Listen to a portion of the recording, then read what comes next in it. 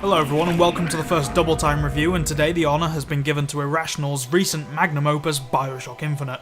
I never really cared for the original Bioshock, it bored me on so many levels, and apparently that was all some people needed to want to hang me from a tree as a tribute to the gods. And I ignored the sequel completely because apparently we don't talk about that because, well, I'm guessing the reason we don't talk about it is that it was a massive pile of tits and not even the good kind that we all enjoy.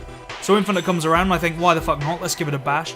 I wasn't looking for something to change my mind about the series in general, but maybe this could still be a great game and I could have some fun and not have wasted my money.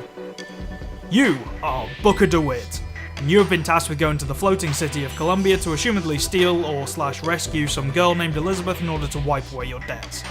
So let's get this out of the way. The game is fantastic, the environments are stunning to look at, and even if it did give my aging graphics card a bit of a shunt, that doesn't mean that you need a titanic supercomputer to run this game. Columbia as a city is quite well constructed in my opinion. There's plenty of characters populating most of the environments, but this only really shines in the large market style hubs, where there's plenty of independent NPCs doing their own thing and having conversations. Mainly about the weather, or the inferior race. Yeah, there's a lot of racism in this game, but to be honest, it's never anything that makes you go, fuck, that's bad. If walking isn't your thing, then the skylines have you covered. They're a lot of fun to ride around on and add a new level to the combat and the excessive exploration that you'll be doing pretty much from the get-go. The sound design and voice acting are insanely good, and I don't feel like I've been able to say that about a game like this for such a long time. And the soundtrack is a great compliment to the 1912 atmosphere. There's even some nods to modern songs, and in one case it's sung by a bloody barbershop quartet on a floating barge to smug stripey fucks.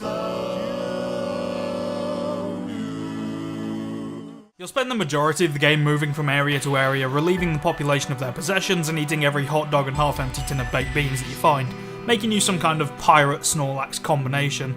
And if that's not your bag of fun, then there's always hour after hour of gunplay to occupy your brain whilst you fight off hordes of random faceless enemies, mechanised George Washingtons, and old guys trapped in mechanised bodysuits with their giant glowing hearts on display. I want to talk about the characters quickly because this is an example of a game with some really bloody good ones. 3 of them to be exact. Elizabeth is one of the best characters I've seen in a video game, and not just because she's easy on the eyes. She actively, or rather conveniently, finds you ammo, health, salts and money, whilst you plod along tearing corpses apart for more of the same. And originally this game was pitched to me as Bioshock the Escort Quest, and whilst there's a huge glaring nugget of truth in that, it's not as bad as you'd expect considering she can't die and requires absolutely no looking after whatsoever, which is great because if you did have to keep her alive you'd snap the disc in two very quickly, which is quite redundant considering we live in a very digital age and Steam exists, but I digress. I found myself liking Booker because even though his standard reaction is to listen to everything around him then respond with an amused, he's not a mute character, and I'm fucking sick of mute protagonists. Can we be done with this now? And finally, the Lutesses, the dapper teleporting duo.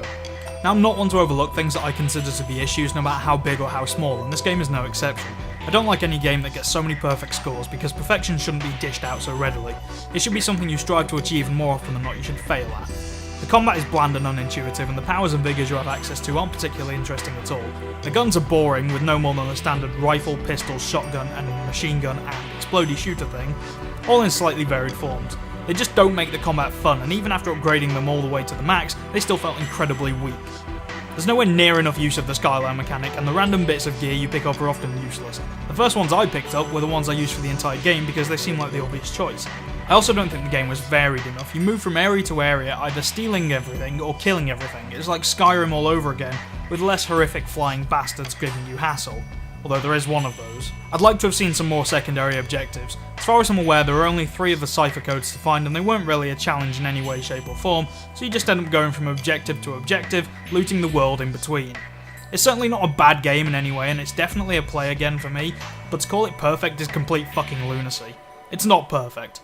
It's closer than most games, but it's not there. Thanks for watching, I hope you enjoyed this Double Time review. If you have any feedback or questions, then leave them in the comments below and I'll see you next time.